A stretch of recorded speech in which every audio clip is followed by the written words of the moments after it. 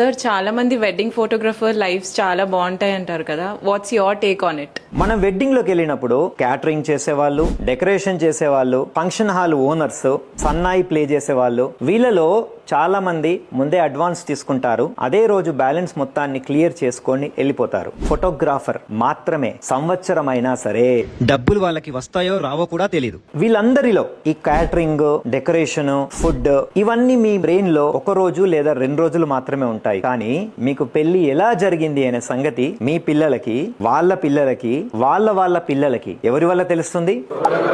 అయినా సరే అందరికంటే లాస్ట్ మనకే డబ్బులు వస్తాయి. ఇంకో ఎమోషనల్ స్టోరీ కూడా ఉంది. అదేంటంటే అందరికంటే ఫస్ట్ వెడ్డింగ్ హాల్ కి వెళ్ళేది మనమే, అందరికంటే లాస్ట్ వెడ్డింగ్ హాల్ నుంచి బయటకు వచ్చేది కూడా మనమే, అందరికంటే ఫస్ట్ ఫుడ్ చూసేది మనమే, చూసేది మాత్రమే మనం. ఎందుకు? ఫొటోస్ తీయడానికి వెళ్తాం, కానీ ఏది మిగిలితే అది లాస్ట్ కు తినే వాళ్ళం కూడా మనమే.